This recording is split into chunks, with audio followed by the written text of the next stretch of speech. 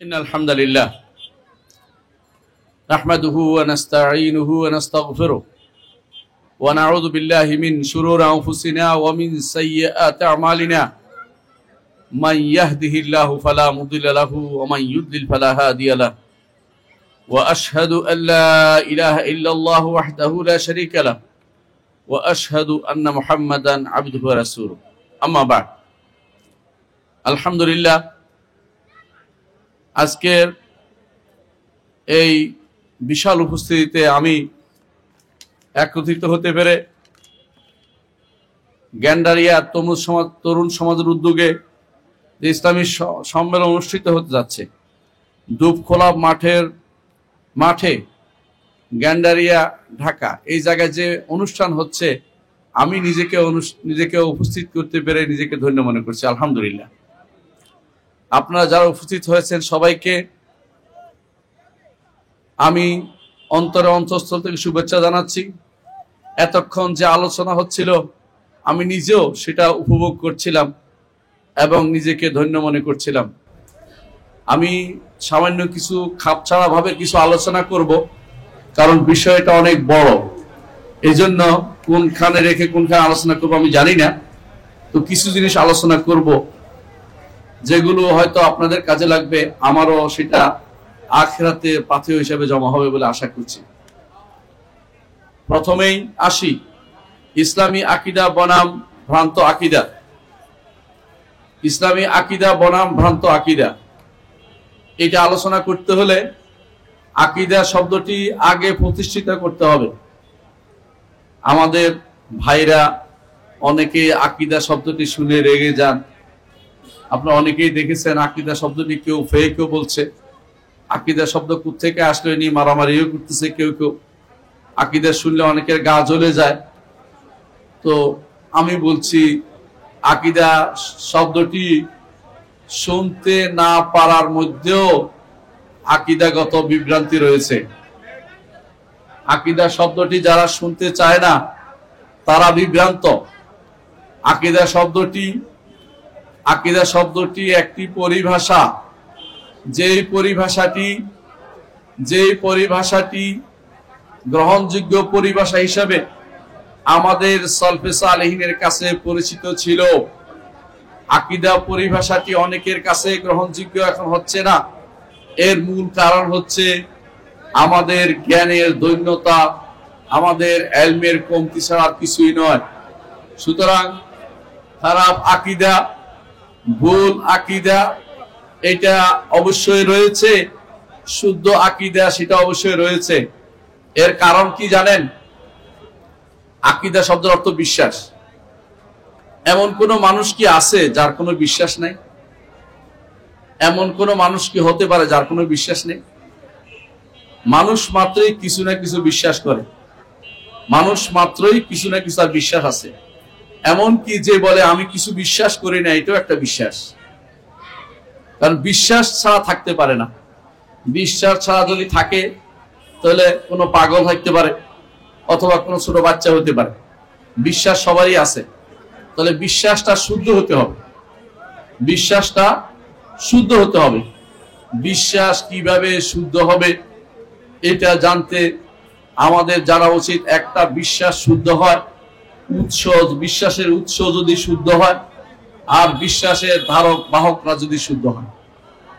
বিশ্বাসের উৎস শুদ্ধ প্রমাণ করতে হলে কোরআন এবং সুন্নাহ ছাড়া আর কোনো উৎসকে আপনি শুদ্ধ পাবেন না।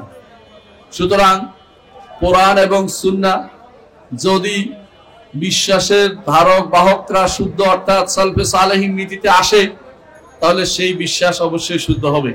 আর যদি কোনো পরবর্তীদের নীতিতে আসে সেটা অশুদ্ধ হবে এবং ভুল হবে, এতে কোনো সন্দেহ নেই। তাহলে আমরা বুঝতে পারছি অবশ্যই বিশ্বাসটাকে শুদ্ধ হতেই হবে। বিশ্বাস শুদ্ধ হতে পারে, অশুদ্ধ হতে পারে। সুতরাং ইসলামী আকীদা বিশ্বাস যেটাকে বলি, এর বিপরীতে ভ্রান্ত আকীদা বিশ্বাস রয়েছে, এটা অস্বীকার করার কোনো জো নেই। যতক্ষণ পর্যন্ত আকীদা বিশ্বাস শুদ্ধ না হবে ততক্ষণ পর্যন্ত আপনার জীবনের কোনো কর্ম, কোনো কাজ আল্লাহর দরবারে কবুল হবে না। মুহাম্মদ রাসূলুল্লাহ সাল্লাল্লাহু আলাইহি ওয়াসাল্লাম সহ আগেকার প্রত্যেক নবী প্রথম যে দাবিটি নিয়ে এসেছেন, প্রথম যে দাওয়াত নিয়ে এসেছেন, তা হচ্ছে বিশুদ্ধ আকীদার দাওয়াত। বিশুদ্ধ আকীদার দাওয়াত যদি আপনি গ্রহণ না করেন, আপনার সালাত কবুল হবে না, আপনার কোনো আমল কবুল হবে না, আপনার এমনকি জিহাদ আল্লাহর দরবারে কবুল হবে না। সুতরাং আকীদা বিশুদ্ধ হয়েছে কিনা তা অবশ্যই আপনাকে জেনে নিতে হবে। যারা আকীদার বিরোধিতা করেন, বিশুদ্ধ আকীদার বিরোধিতা করেন, তারাও ভ্রান্ত আকীদায় রয়েছেন। প্রথম কাজ হচ্ছে এটা বলা। এজন্য ভ্রান্ত আকীদার অনুসারী কারা? যারা সহিহ আকীদার বিরোধিতা করেন তারা ভ্রান্ত আকীদার অনুসারী, সেটা সহজে আমরা বুঝতে পারি। আর সহিহ আকীদা কিভাবে বুঝবেন? সহিহ আকীদা বুঝবেন কোরআন এবং সুন্নাহর মধ্যে যা এসেছে।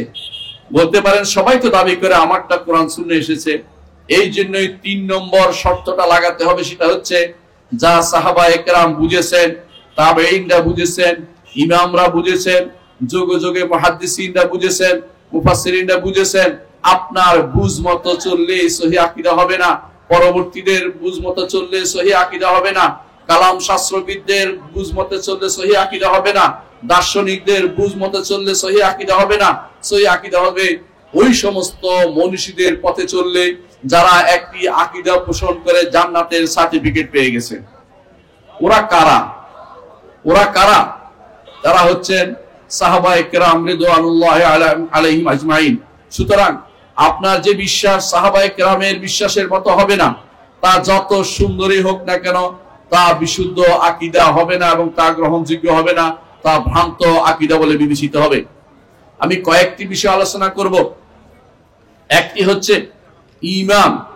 ঈমানের ক্ষেত্রে বিশুদ্ধ আকীদা কি, ঈমানের ক্ষেত্রে ভ্রান্ত আকীদা কি। ঈমানের ক্ষেত্রে বিশুদ্ধ আকীদার ক্ষেত্রে প্রথমে জানতো ঈমান কাকে বলে। যারা ঈমানকে শুধু বিশ্বাসের মধ্যে সীমাবদ্ধ করে তারা ভ্রান্ত আকীদার অনুসারী। ঈমান শব্দের অর্থ শুধু বিশ্বাস নয়, ঈমান শব্দের অর্থ স্বীকৃতি দেয়া, এবং ঈমান স্বীকৃতি দিতে হবে অন্তরে, মুখে এবং কর্মকাণ্ডে। এই জন্য ইমাম বুখারী রাহমাতুল্লাহ আলাইহি বলেছেন, আমি 1000 মুহাদ্দিস থেকে হাদিস গ্রহণ করেছি, তবে এমন কারো থেকে হাদিস নেইনি যারা আমলকে ঈমানের অন্তর্ভুক্ত বলবে না, এবং যারা কথাকে ঈমানকে কথা ও কাজ বলে না, তাদের থেকে আমি কোনো হাদিস গ্রহণ করিনি। এজন্য শুধুমাত্র ঈমান যারা বিশ্বাসে সীমাবদ্ধ করে নিয়েছে তারা ভ্রান্ত আকীদায় বিশ্বাসী। ঈমান হচ্ছে অন্তরের বিশ্বাস, মুখের স্বীকৃতি এবং অঙ্গ প্রত্যঙ্গের আমল। 3টি জিনিসের পূর্ণ রূপ হচ্ছে ঈমান। কোন ব্যক্তি যদি কোনো আমলকে ঈমানের অন্তর্ভুক্ত না করে তাহলে সেই ব্যক্তি পথভ্রষ্ট এবং ভ্রান্ত আকীদার অনুসারী। ঈমান আহলুস সুন্নাত ওয়াল জামাতের নিকট ঈমান বাড়ে ও কমে। কোরআনে কারীম আল্লাহ তাআলা ঈমান বাড়ার কথা বলেছেন, হাদিসে মুহাম্মদুর রাসূলুল্লাহ সাল্লাল্লাহু আলাইহি ওয়াসাল্লাম ঈমান কমার কথা বলেছেন। কেউ যদি এখন বলে ঈমান বাড়ে না, কমে না, তাহলে সেই ব্যক্তি পথভ্রষ্ট এবং ভ্রান্ত আকীদার অনুসারী। অনুরূপভাবে ঈমানের ক্ষেত্রে ইনশাআল্লাহ বলা যাবে, কারণ ঈমানের অনেকগুলো শাখা রয়েছে। সমস্ত শাখা কেউ আমল করছে দাবি করতে পারে না, নিজের তাজকিয়াতুন নফস করতে পারে না। সে বলতে পারে আমি আশা করছি বলতে পারে। সেই জন্য কেউ ঈমানের ক্ষেত্রে ইনশাআল্লাহ বলাকে যদি সন্দেহ মনে করে, সেই ব্যক্তি ভ্রান্ত আকীদার অনুসারী।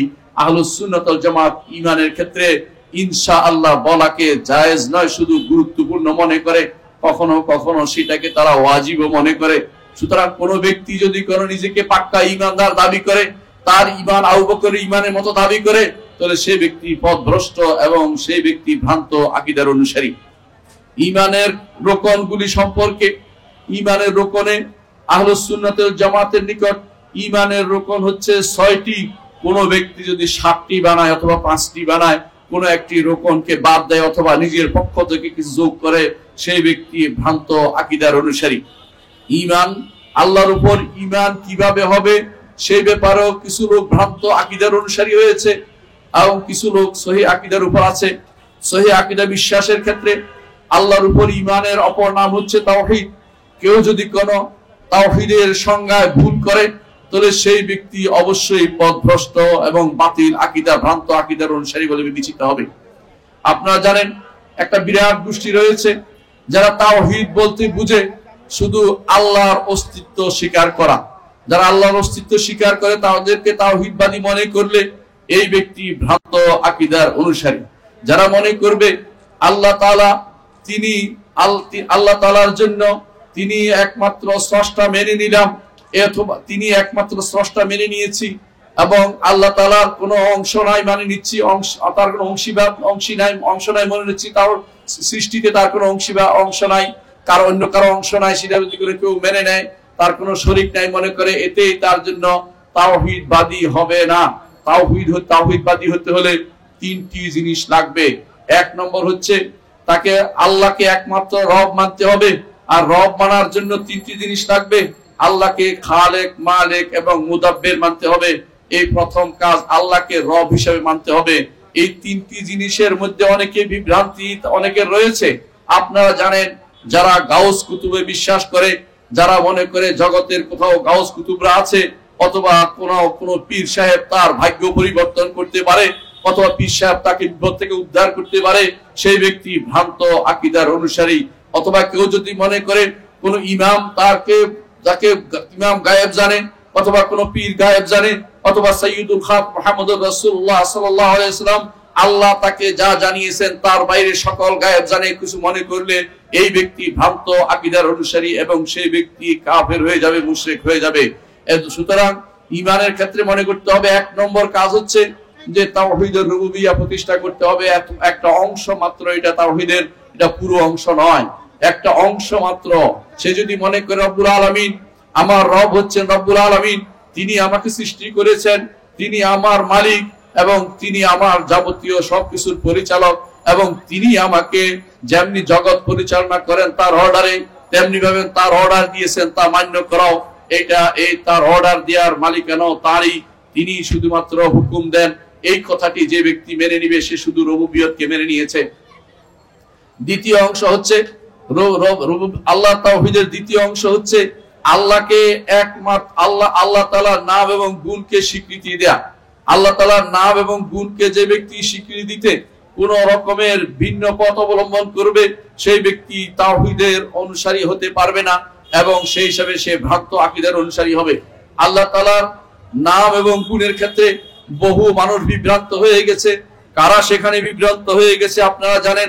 আল্লাহর নামকে অস্বীকার করেছে জাহমিয়া সম্প্রদায়, আল্লাহর নামকে অস্বীকার করেছে তথাকথিত দার্শনিক সম্প্রদায়, যাদেরকে আমরা ইসলামী দার্শনিক বলে, মুসলিম দার্শনিক বলে গলা ফাটাচ্ছেন।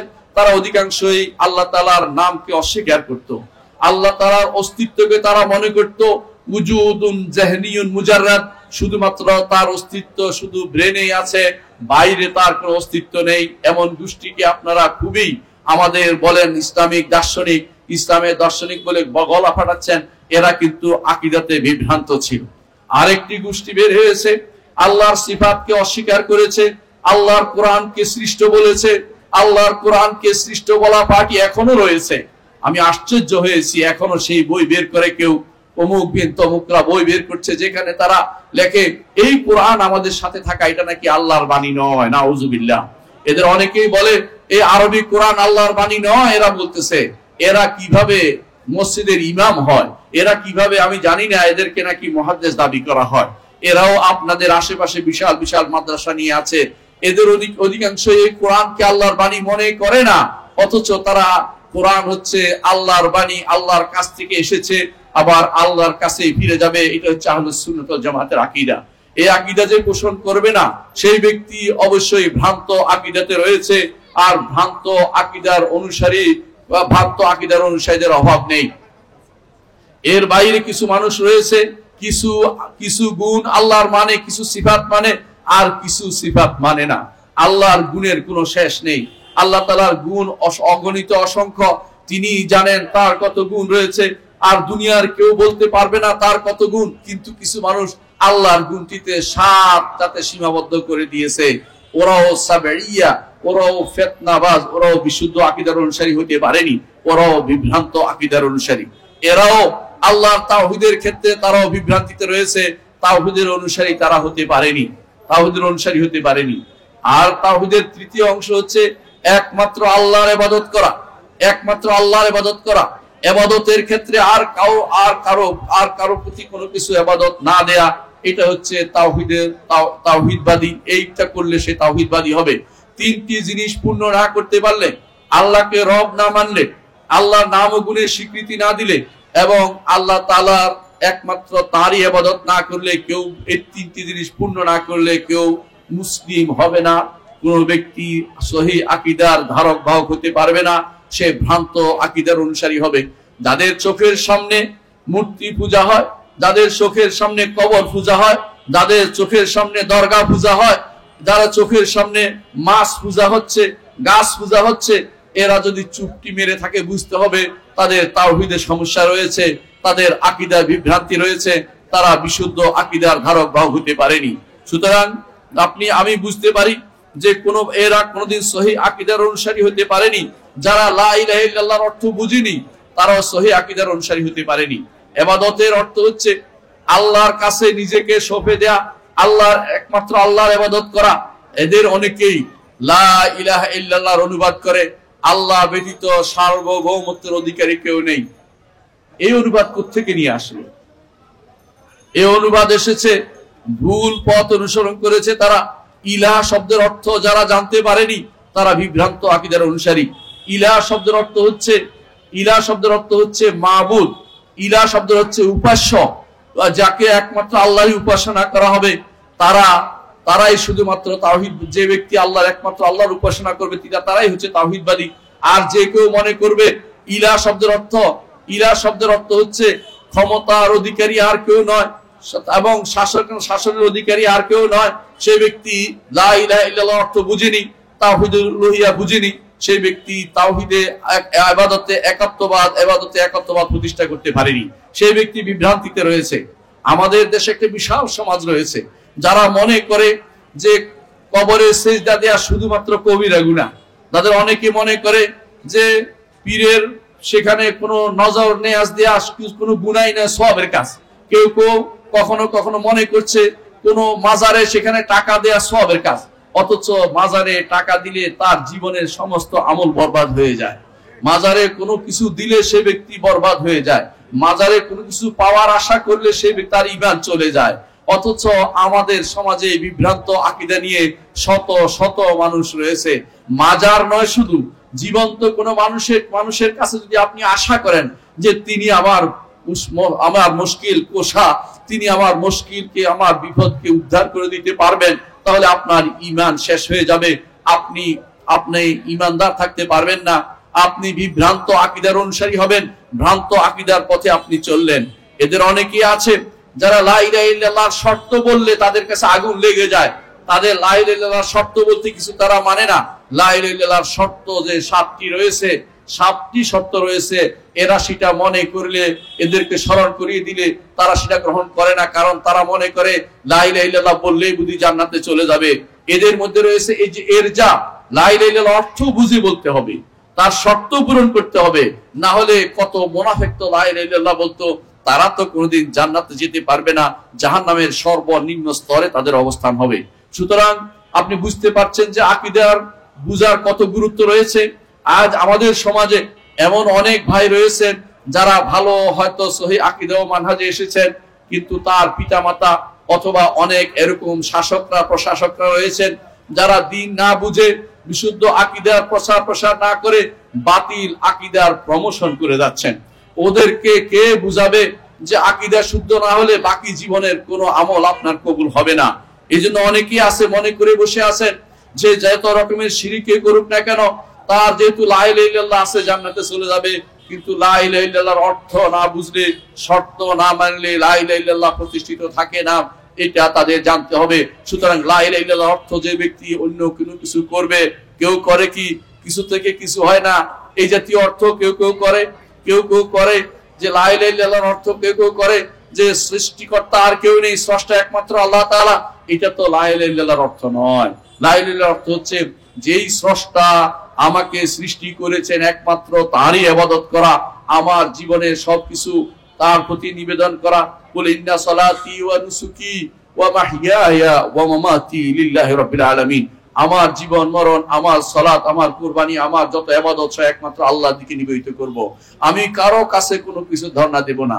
আমি সাহায্য চাইলে আল্লাহর কাছে চাইবো, আমি ডাকলে আল্লাহকে ডাকবো। মুহাম্মদুর রাসূলুল্লাহ সাল্লাল্লাহু আলাইহি ওয়াসাল্লাম তার বাহনের পিছনে বসিয়ে ইবনে আব্বাসকে শিক্ষা দিয়েছেন। তিনি বলেছেন, ইয়া গোলাম, প্রিয় বৎস, আমি তোমাকে কিছু শব্দ, কিছু বাণী শিক্ষা দেব, কিন্তু কালেমা শিক্ষা দেব। কি বলেছেন? বলেছেন যে তিনি বলেছেন, ইহফাজিল্লাহ ইয়াহফাজুকা, আল্লাহর তাওহীদের হেফাজত করো, আল্লাহ তোমার হেফাজত করবেন। ইহফাজিল্লাহ তাজিদহু তুজাহাক, যখন তুমি আল্লাহর হেফাজত করবে, আল্লাহকে তুমি যে কোনো অবস্থায় পাবে, অর্থাৎ তুমি তাকে পাবে, তিনি তোমার সাহায্য করছেন বিপদে আপদে সব জায়গায়। ইজা সাআলতা ফাসআলিল্লাহ, যখন চাইবে একমাত্র আল্লাহর কাছে চাইবে। ওয়া ইজা ইসতাআনতা ফাসতাইন বিল্লাহ, যখন সাহায্য চাইবে একমাত্র আল্লাহর কাছেই সাহায্য চাইবে। দুনিয়ার কারো কাছে তুমি সাহায্য চাইবে না, কোনো মাজার নয়, কোনো গজার মাছ নয়, কোনো রকমের কোনো কিছু নয়, কোনো কিছুর কাছে আপনি চাইবেন না। আপনার সমস্যার সমাধান কোনো বানরও করতে পারে না, কোনো হুজুরও করতে পারে না। আপনার সমস্যার সমাধান একমাত্র রব্বুল আলামিনই করতে পারেন। এ হচ্ছে, আপনি বুঝতে পারছেন যে বাতিল আকীদার একটি উদাহরণ আমি দিলাম, যে এরা বিভিন্ন রকমের বাতিল আকীদার প্রচার প্রসার করে যাচ্ছে। ঢাকা শহরে যে সমস্ত কবরগুলি আছে, এই কবরের অনেক পাহারাদার আছে, কবরের অনেক খেদমতগার আছে। আমি জানি না কবরের কিভাবে খেদমত করে। যদি কবরের খেদমত সবাই লেগে যায়, তাহলে মানুষগুলির আর কোনো কাজ থাকবে না। প্রিয় ভাইয়েরা, কবরের কোনো খাদেম হইতে পারে না, কারণ মৃত ব্যক্তির কি খেদমত আপনি করবেন? মৃত ব্যক্তির জন্য আপনি দোয়া করতে পারেন, মৃত ব্যক্তি আপনার কোনো উপকার করতে পারবে না। কেউ যদি মনে করে মৃত ব্যক্তি কোনো উপকার করতে পারবে, তো সেই ব্যক্তি সঙ্গে সঙ্গে কাফের হয়ে যাবে। মৃত ব্যক্তি আপনার কোনো উপকার করতে পারবে না। মৃত ব্যক্তি যদি কোনো আল্লাহ না শোনায়, তাহলে শুনতে পাবে না। শুনতে পেলেও আপনার কোনো উপকার সে করতে পারবে না, কারণ সে মহা বিপদে আছে। ইমাম আবু হানিফা রাহমাতুল্লাহ আলাইহি বলেছেন, মৃত ব্যক্তির কাছে কোনো কিছু চাওয়ার অর্থ হচ্ছে একজন ডুবন্ত ব্যক্তি আর এক ডুবন্ত ব্যক্তির কাছে সাহায্য চেয়ে বেড়াচ্ছে, আমাকে বাঁচাও। কারণ উভয়ই হচ্ছে আল্লাহর দাস। আল্লাহর দাস, আমরা একমাত্র আল্লাহর দাস। সুতরাং দাস আপনার কি উপকার করবে? শুধু অতটুকু উপকার করতে পারবে যতটুকু তার ক্ষমতার ভিতরে আছে। আমি আপনাকে আমার হাতের ক্ষমতা যতটুকু আছে অতটুকু উপকার করতে পারবো, কিন্তু এর বাইরে যদি এমন জিনিস আপনি তার কাছে চান যেটা আল্লাহ তাআলার হাতে রয়েছে, তাহলে আপনি শিরিক করলেন আল্লাহর সাথে। এই ভ্রান্ত আকীদার অনুসারী অনেক বেশি, তারা শুধু ভ্রান্ত পথেই চলে বেড়াচ্ছে। এদেরকে শুদ্ধ করার দায়িত্ব আপনার আমার সবার। এই জন্য আকীদাকে আগে শুদ্ধ করতে হবে, সবকিছুর আগে আকীদাকে সবকিছুর আগে শুদ্ধ করতে হবে। আকীদা, ইমাম আমাদের শেখ আলবানী রাহমাতুল্লাহ একটা গ্রন্থ লিখেছেন, আল্লাহ আকীদাতু আউয়ালান লাউ কানু ইয়ালামুন, সবার আগে আকীদাকে শিখতে হবে যদি তারা বুঝতো। কিন্তু আকীদা বিশ্বাসের এই জায়গাটুকু অনেকের কাছে এখনো অস্পষ্ট রয়ে গেছে। আমাদের সমাজে যারা আল্লাহ তাআলা সম্পর্কে আকীদা বিশুদ্ধ করেনি, তারা এখনো পর্যন্ত হিন্দু আকীদা রয়েছে। আল্লাহ তাআলা সম্পর্কে আকীদা কিভাবে বিশ্বাস করতে হবে? আল্লাহ তাআলা তিনি সৃষ্টি থেকে আলাদা, তিনি সৃষ্টি থেকে আলাদা, তিনি স্রষ্টা, তিনি উপরে, সৃষ্টি নিচে, তিনি সবকিছুর উপরে। যে ব্যক্তি আল্লাহকে উপরে মানবে, যে ব্যক্তি বলবে আল্লাহ সর্বত্র বিরাজমান, যে ব্যক্তি বলবে অহংবাদ সহংবাদ, অথবা যে ব্যক্তি সর্বেশ্বরবাদে বিশ্বাসী হবে, যে ব্যক্তি ওয়াহদাতুল উজুদে বিশ্বাসী হবে, সেই ব্যক্তি কাফের। এখন পর্যন্ত ঈমানদার হইতে পারে নাই। ঈমানদার হতে হলে বিশ্বাস রাখতে হবে রব্বুল আলামিন তিনি আরশের উপরে, এটা বিশ্বাস করতে হবে। তিনি সবকিছুর উপরে বিশ্বাস রাখতে হবে, কারণ এটাই আল্লাহ তাআলা কোরআনে কারীমে বলে দিয়েছেন, ইন্না রাব্বাকুমুল্লাহুল্লাযী খালাকাস সামাওয়াতি ওয়াল আরদা ফি সিত্তাতি আইয়ামিন সুম্মা ইসতাওয়া আল আরশ। তোমাদের রব তো তিনি আসমান জমিন তিনি 6 দিনে সৃষ্টি করেছেন, তারপর তিনি আরশের উপরে উঠেছেন। রব্বুল আলামিন সবকিছুর উপরে। এর দলিল আপনি প্রতিদিন সালাতের মধ্যে বলেন, সাব্বিহ ইসমা রাব্বিকাল আ'লা। আপনি আ'লা বলছেন, আমার রব তিনি 3 দিক থেকে উপরে। তিনি অবস্থানগত থেকে তিনি উপরে, এবং তিনি ক্ষমতার দিক থেকে উপরে, এবং তিনি সম্মানের দিক থেকেও তিনি উপরে। যদি কেউ অবস্থান দিক থেকে তাকে অবস্থানগত দিক থেকে উপরে না মানে, সেই ব্যক্তি কাফের, কোনো সন্দেহ নেই। এই জন্য সালফে সালিহিন জাহমিয়াদেরকে কাফের বলতেন, যারা আল্লাহ রাব্বুল ইজ্জতকে উপরে মানত না। যারা আল্লাহ রাব্বুল ইজ্জতকে উপরে মানত না, তাদেরকে তারা কাফের বলতেন। আপনি এত কষ্ট করে হজ করেছেন, এত কষ্ট করে দান করেছেন, দুনিয়ার ভালো ভালো কাজে আপনি জীবনে ব্যয় করেছেন, অথচ আল্লাহ সম্পর্কে আকীদাটা শুদ্ধ করতে পারেননি। আপনার ঈমান গ্রহণযোগ্য হয়নি, আপনার তাওহীদ গ্রহণযোগ্য হয়নি, আপনি এখনো ঈমানদার হতে পারেননি। এজন্য প্রথম দার্স হওয়া দরকার, আল্লাহ কোথায়, এই দার্সটি প্রথমে থাকা দরকার। মুহাম্মদুর রাসূলুল্লাহ সাল্লাল্লাহু আলাইহি ওয়াসাল্লাম এই কাজটি করেছেন। একজন রাসূলুল্লাহ সাল্লাল্লাহু আলাইহি ওয়াসাল্লামের কাছে এসে বললেন, ইয়া রাসূলুল্লাহ, আমি আমার দাসীটাকে মুক্ত করে দিতে চাই। রাসূলুল্লাহ সাল্লাল্লাহু আলাইহি ওয়াসাল্লাম বললেন, দাসীটিকে নিয়ে আসো। জিজ্ঞাসা করলেন, আইনাল্লাহ, আল্লাহ কোথায়? সহিহ মুসলিমের হাদিসে এসেছে। জিজ্ঞাসা করলেন, আল্লাহ কোথায়? তিনি বললেন, ফিস সামা, উপরে। তখন জিজ্ঞাসা করলেন, আমি কে? বলে, আপনি আল্লাহর রাসূল। রাসূল বললেন যে এটা তো ঈমানদার, তাকে তুমি মুক্ত করে দাও, ঈমানদার দাসীকে মুক্ত করে দাও। তখন তিনি তাকে মুক্ত করে দিয়েছিলেন। এর দ্বারা কি বোঝা গেল? এই দাসী ছিল অনারব, আর অনারবদের মধ্যে আল্লাহকে সর্বত্র বিরাজমান বলার একটা প্রবণতা রয়ে গেছে। সুতরাং যারা এরকম আল্লাহকে সর্বত্র বিরাজমান বলবে, সেই ব্যক্তি ঈমানদার হবে না। কারণ মুহাম্মদুর রাসূলুল্লাহ সাল্লাল্লাহু আলাইহি ওয়াসাল্লাম সর্বত্র বিরাজমান যে দাসীর মধ্যে আছে কিনা পরীক্ষা করে তাকে ঈমানের সার্টিফিকেট দিয়েছেন। সুতরাং আমরা যখন জানতে পারবো কোথাও যে কেউ আল্লাহ তাআলাকে সর্বত্র বিরাজমান মনে করছে, সেই ব্যক্তি সহিহ আকীদার অনুসারী হতে পারেনি, সেই ব্যক্তি ভ্রান্ত আকীদার অনুসারী হিসেবে রয়ে গেছে। এর বাইরে যেই ব্যক্তি ঈমান নষ্ট হওয়ার শিরকের প্রকারভেদগুলি জানবে না, ঈমান নষ্ট হয় এটা যে ব্যক্তি বিশ্বাস করবে না, সেই ব্যক্তি মুরজিয়া আকীদায় রয়েছে, সেই ব্যক্তিও পথভ্রষ্ট বলে বিবেচিত হবে। প্রিয় ভাইরা, আপনারা জানেন ঈমান, ওযু যেমন নষ্ট হয়, ঈমানও তেমনি নষ্ট হয়। আর ঈমান নষ্ট হওয়ার 10টি কারণ আপনারা পড়েছেন। এই 10টি কারণেই যথেষ্ট নয়, আরো কারণ রয়েছে। কিন্তু আমাদের সমাজে 10টি প্রচলিত বলে শাইখুল ইসলাম মুহাম্মদ ইবনে আব্দুল ওয়াহাব রাহমাতুল্লাহ আলাইহি 10টি কারণ উল্লেখ করেছেন। এর অর্থ হচ্ছে আরো বহু কারণ রয়েছে যার কারণে ঈমান নষ্ট হয়ে যায়। ঈমান আনা যেমন গুরুত্বপূর্ণ জিনিস, ঈমান যেন একক কোনো জিনিস নয়, ব্যাপক জিনিস, তেমনি ভাবে ব্যাপক জিনিস নষ্ট হয়েও কোনো একটা জিনিস চলে গেলে নষ্ট হয়ে যায়। ওযুর মধ্যে যেমন যদি কেউ পা না ধোয় ওযু হয় না, ঈমানের কোনো অংশ না থাকলে ঈমান থাকে না, অথবা কোনো অংশ নষ্ট হয়ে গেলে ঈমানও নষ্ট হয়ে যায়। এটা আমাদেরকে জানতে হবে। এমন কিছু কিছু জিনিস আছে যেগুলি কোনো ব্যক্তি যদি কোনো ছেড়ে দেয় তার ঈমান চলে যায়। এইজন্য আল্লাহর দ্বীন থেকে বেরিয়ে যাওয়ার যে সমস্ত কারণ আছে সেগুলি জানতে হবে।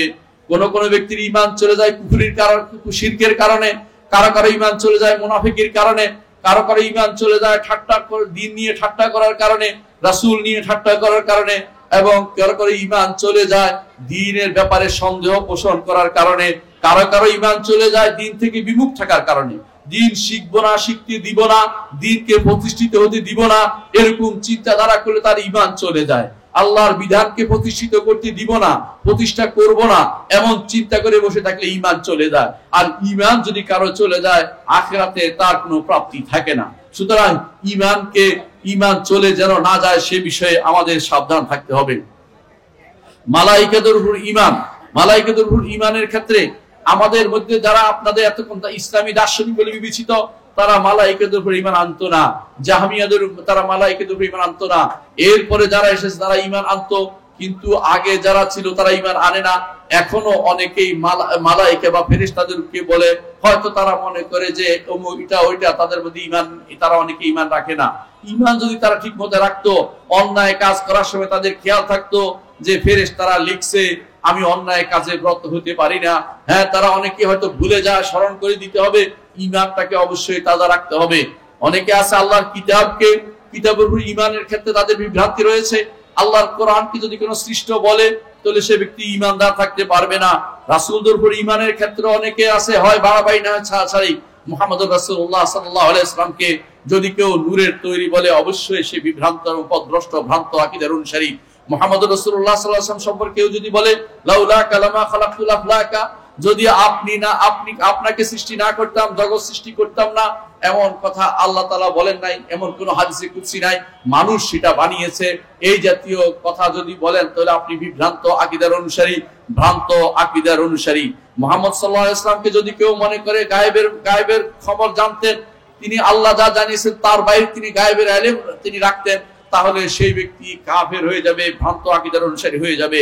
অনুরূপভাবে কেউ যদি মনে করে রাসূল তার কবর চেয়ে হাজির হয় কোনো মজলিসে, সেই ব্যক্তি ভ্রান্ত আকীদার অনুসারী হবে। কেউ যদি মিলাদ পালন করে, সেই ব্যক্তি ভ্রান্ত আকীদার অনুসারী। কে সেই মিলাদ, কেউ বলে আমরা তো দাঁড়িয়ে পড়ছি না, বসে বসে পড়ছি। একই কথা, পার্থক্য একটু বেশি দাঁড়িয়ে পড়লে বেশি বেদাত, আর বসে পড়লে একটু কম বেদাত, এরকম না। বসে বসে পড়লো এটা বেদাত, এবং সেটা আপনি ভ্রান্ত আকীদার অনুসারী বলে বিবেচিত হবে। কারণ এই পদ্ধতি মুহাম্মদুর রাসূলুল্লাহ সাল্লাল্লাহু আলাইহি ওয়াসাল্লাম শিক্ষা দেননি, তার সাহাবীরা সেটা আমাদেরকে দেখিয়ে দেননি, এবং আমাদের ইমামরা, 4 ইমামের কেউ সেটা শিক্ষা দেননি, মুহাদ্দিসিনরা কেউ সেটা শিক্ষা দেননি। এগুলি হচ্ছে শিয়াদের আবিষ্কার, আর শিয়ারা আমাদের মধ্যে অনেক ভ্রান্ত আকীদা প্রবেশ করে দিয়েছে। আমাদের মধ্যে অনেকে আছে নবী রাসূলদের ব্যাপারে বাড়াবাড়ি যেমন এক গোষ্ঠী করে, আর এক গোষ্ঠী ছাড়াছাড়ি করছে। তাদের অনেকেই মনে করে রাসূলুল্লাহ, তাদের অনেকেই মনে করে যে ওলিরা, তাদের ওলিরা নবীদের চেয়ে বেশি মর্যাদাপূর্ণ, এবং তারা মনে করে, তাদের অনেকে বলে থাকে যে ওলিরা যেখানে দাঁড়িয়েছে, ওলিরা প্রান্তে দাঁড়িয়েছে, আর ওলিরা নবীরা প্রান্তে দাঁড়িয়েছে, তার আর ওলিরা সাগর পাড়ি দিয়ে চলে গেছে। নাউযুবিল্লাহ, এমন কথা তারা বলে। এবং তারা ওলিদের মর্যাদা নবীদের উপরে দেয়, ওলিদের কারামতকে নবীদের উপরে কারামত হিসেবে বিবেচনা করে, এবং নবীদের কারামত ছাড়া তাদের কোনো মিথ্যা কথা চলে না। তারা শুধু কারামতের ছড়াছড়ি ছাড়া কিছুই দেখে না। আমাদের সামনে কোনোদিন কারামত হয় না, কারামত শুধু গোপনে গোপনে অনুষ্ঠিত হয়, আর তাদের লোকরাই শুধু দেখতে পায়, সেটা প্রচার করে। অবশ্যই কারামত রয়েছে, তবে সত্য কারামত আর মিথ্যা কারামতের মধ্যে পার্থক্য করতে হবে। এমন কোন কারামত হবে না যেটা রাসূলের কোন মর্যাদার উপরে উঠে যাবে, এমন কোন কারামত হইতে পারে না। কারামত কেন হবে সেটাও জানতে হবে। কারামত হয় দুটি কারণে। কারামত হয় দুটি কারণে। এক নম্বর কারণ হচ্ছে ঈমানকে শক্ত করার জন্য, ব্যক্তির ঈমানকে শক্ত করার জন্য। আর দ্বিতীয় কারণ হচ্ছে ব্যক্তি দাওয়াতকে শক্তিশালী করার জন্য। এর বাইরে কথায় কথায় কারামত যারা দেখায় তাদের সেটা কারামত নয়, এটা হচ্ছে ইস্তিদরাজ, এটা হচ্ছে বিশেষ পরীক্ষা, যার মাধ্যমে মানুষ এদেরকে বিভ্রান্ত করা হচ্ছে। নিজেরাও বুঝছে না, নিজেরা হয়তো বুঝছে না, তারা নিজে বুঝেও বিভ্রান্ত হচ্ছে। অনেকে আছে খিজিরের তালাশে থাকে, খিজিরের চোখ দিয়ে খুঁজে বেড়ায় সবুজ, যারা খিজিরের নীল আকাশ খুঁজে বেড়াচ্ছে, নীল চক্ষু খুঁজে বেড়াচ্ছে, তারা বিভ্রান্তিতে রয়েছে। কারণ খিজির বহুত আগেই মরে গেছেন। খিজির আলাইহিস সালাতু ওয়াস সালাম তিনি মুহাম্মদুর রাসূলুল্লাহ সাল্লাল্লাহু আলাইহি ওয়াসাল্লামের সময় জীবিত ছিলেন না। কারণ যদি থাকতেন উহুদের যুদ্ধে, বদরের যুদ্ধে তার হাজির হওয়া বাধ্যতামূলক ছিল। মুহাম্মদুর রাসূলুল্লাহ সাল্লাল্লাহু আলাইহি ওয়াসাল্লামের খেদমতে হাজির হওয়া তার জন্য বাধ্যতামূলক ছিল। সুতরাং এর বাইরে যে যত রকমের বিভ্রান্তি তৈরি করে বলছে, নবী রাসূলদের বিরুদ্ধে কথাবার্তা বলছে, তাদেরকে ছাড়িয়ে অন্যদেরকে উপরে উঠাচ্ছে, তাদের ব্যাপারে সাবধান থাকতে হবে। আমাদেরকে অনুসরণ করতে হবে মুহাম্মদুর রাসূলুল্লাহ সাল্লাল্লাহু আলাইহি ওয়াসাল্লামের। এর বাইরে যত ব্যক্তি যত বড়ই হোক না কেন, যত বড় ইমামই হোক না কেন, তার বক্তব্যকে মুহাম্মদুর রাসূলুল্লাহ সাল্লাল্লাহু আলাইহি ওয়াসাল্লামের বক্তব্যের সামনে পেশ করতে হবে। যদি অনুমোদনযোগ্য হয় গ্রহণ করতে হবে, না হলে সেটা বাদ দিতে হবে। যদি কেউ এটা না করে তাহলে নবীর যথাযথ মর্যাদা রক্ষা করেনি, মুহাম্মদুর রাসূলুল্লাহ সাল্লাল্লাহু আলাইহি ওয়াসাল্লামের ঈমান সে কমপ্লিট করেনি। যে কেউ 4টি জিনিস না করবে, মুহাম্মদুর রাসূলুল্লাহ সাল্লাল্লাহু আলাইহি ওয়াসাল্লামের ঈমান তার শুদ্ধ হয়নি। এক নম্বর হচ্ছে মুহাম্মদ রাসূলুল্লাহ সাল্লাল্লাহু আলাইহি ওয়াসাল্লাম যা নিয়ে এসেছেন তা সত্য বলে বিশ্বাস করা। যে সংবাদ দিয়েছেন তা সত্য, তিনি যে নির্দেশ দিয়েছেন তা অবশ্যই পালন করতে হবে। তিনি যা নিষেধ করেছেন তা পরিত্যাগ করতে হবে। তিনি যে শরীয়ত দিয়েছেন শরীয়তকে মেনে চলতে হবে। নিজের পক্ষ থেকে কোনো বিধিবিধান চালু করা যাবে না। এটা যে ব্যক্তি মান্য করবে না, সে ব্যক্তি মুহাম্মদুর রাসূলুল্লাহ সাল্লাল্লাহু আলাইহি ওয়াসাল্লামকে রাসূল হিসেবে গ্রহণ করতে পারেনি, এবং সেই ব্যক্তি ভ্রান্ত আকীদার অনুসারী বলে বিবেচিত হবে। এদের মধ্যে অনেকে আছে তাওয়াসসুল, ওসিলা খুঁজে বেড়াচ্ছে। ওসিলার নীতিতে তারা বিভ্রান্ত আকীদায় রয়েছে। ওসিলার নীতি হচ্ছে আপনার আল্লাহর নাম ও গুণের ওসিলা দিবেন, আপনার নেক আমলের ওসিলা দিবেন, এবং নেক বান্দাদের সাথে দোয়ায় শরীক হয়ে ওসিলা দিবেন। এর বাইরে যত রকমের ওসিলা আছে সবগুলি ওসিলা হচ্ছে বিভ্রান্তি। ব্যক্তি সত্তার ওসিলা ইসলামে নেই, কোন মরা মানুষের ওসিলা ইসলামে নেই, মরা মানুষ বলি আল্লাহর ওসিলা ইসলামে নেই। ইসলামে আছে ব্যক্তি সত্তার কোন ব্যক্তি, ইসলামে আছে শুধুমাত্র যে ব্যক্তি জীবিত আছে তার দোয়ার সাথে শরীক হয়ে দোয়া করা, এটা আছে। এর বাইরে অতিরিক্ত যতটুকু আপনি ঢুকাচ্ছেন সবই ভ্রান্ত আকীদা ছাড়া কিছুই নয়। প্রিয় ভাইরা, আমি আমার বক্তব্য বাড়াবো না, শুধু এটাই বলবো, ইসলাম পূর্ণ দিন, ইসলাম পূর্ণ দিন। এখানে বাড়াবাড়ি করার বা ছাড়াছাড়ি করার কোনো সুযোগ নেই। এখানে বহু মানুষ ইসলাম থেকে বেরিয়ে গেছে, কেউ ইসলাম থেকে পরিপূর্ণভাবে বেরিয়ে গেছে। যেমন কারা ইসলাম থেকে পরিপূর্ণ বেরিয়ে গেছে? কাদিয়ানীরা, বোহরারা, বাহাইরা, এবং আগাখানিরা ইসলাম থেকে পরিপূর্ণভাবে বেরিয়ে গেছে। নুসাইরিরা যারা সিরিয়াতে ক্ষমতা আছে ইসলাম থেকে তারা বেরিয়ে গেছে। এই জাতীয় দ্রুজরা ইসলাম থেকে বেরিয়ে গেছে, এরা ইসলাম থেকে পরিপূর্ণভাবে আউট, বাইরে। এবার আবার কিছু কিছু জিনিস আছে ইসলামে থাকার পরেও তারা বিভ্রান্ত ও পথভ্রষ্ট আকীদার অনুসারী। তাদের মধ্যে রয়েছে শিয়ারা, খারেজিরা, মুরজিয়ারা এবং আশআরীরা, মাতুরিদিরা। এরা সবাই বিভ্রান্ত আকীদার অনুসারী। এদেরকে সবাইকে আমরা আহ্বান জানাচ্ছি আল্লাহর দ্বীনের দিকে ফিরে আসুন, অনুসরণের দিকে। মুহাম্মদ রাসূলুল্লাহ সাল্লাল্লাহু আলাইহি ওয়াসাল্লামকে অনুসরণ করুন এবং আপনি সাহাবায়ে কেরামকে মুহাম্মদ রাসূলুল্লাহ সাল্লাল্লাহু আলাইহি ওয়াসাল্লাম অনুসরণের জন্য আমি যেন সেটাকে মানদণ্ড হিসেবে বিবেচনা করি। কিভাবে অনুসরণ করতে হবে সেটা রাসূলুল্লাহ সাল্লাল্লাহু আলাইহি ওয়াসাল্লামকে সাহাবায়ে কেরাম যেভাবে অনুসরণ করতেন ঠিক সেইভাবে অনুসরণ করতে হবে। আল্লাহ তাআলা কোরআনে কারীম বলেছেন, ফাইন আমানু বিমিসলি মা আমানতুম বিহি ফাকাদ ইহতাদাও। যদি তারা ঈমান আনে যেভাবে তোমরা ঈমান এনেছো। তোমরা কারা? সাহাবায়ে কেরাম। সাহাবায়ে কেরামের যেরকম ঈমান এনেছে আমাদেরকে সেরকম ঈমানের অনুসারী হতে হবে। নিজের মন মতো ঈমানের সংজ্ঞা দেওয়া যাবে না, নিজের মন মতো ঈমান গ্রহণ করা যাবে না। তাহলে বিভ্রান্ত আকীদাতে আমাদেরকে অবস্থান করতে হবে। আল্লাহ আমাদেরকে বিভ্রান্ত আকীদা বাঁচিয়ে দিন। আল্লাহ আমাদেরকে দ্বীনের দিকে ফিরিয়ে দিন। আমাদেরকে আকীদা ও মানহাজে আমাদেরকে সালাফে সালেহিনের নীতি অনুসরণ করার তৌফিক দিন। আমাদেরকে আহলুস সুন্নাত ওয়াল জামাতের উপর রাখুন এবং বিভ্রান্ত আহলুস সুন্নাত ওয়াল জামাত বলে বিভ্রান্ত যারা আছে তাদের থেকে আল্লাহ আমাদের বাঁচিয়ে দিন। আমি আমার বক্তব্য এখানে শেষ করছি। সুবহানাকাল্লাহুম্মা ওয়া বিহামদিকা আশহাদু আল্লা ইলাহা ইল্লা আনতা আস্তাগফিরুকা ওয়া আতুবু ইলাইক। আসসালামু আলাইকুম ওয়া রাহমাতুল্লাহি ওয়া বারাকাতুহু।